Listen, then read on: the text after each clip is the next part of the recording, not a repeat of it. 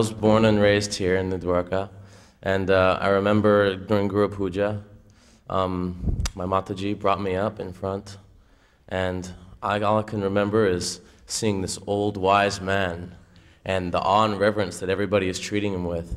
And I'm not quite scared, and I'm not quite happy.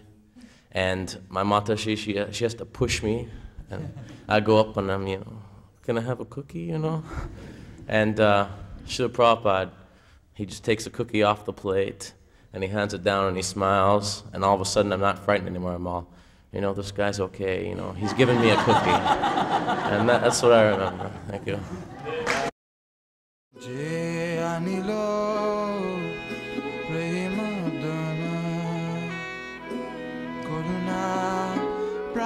True.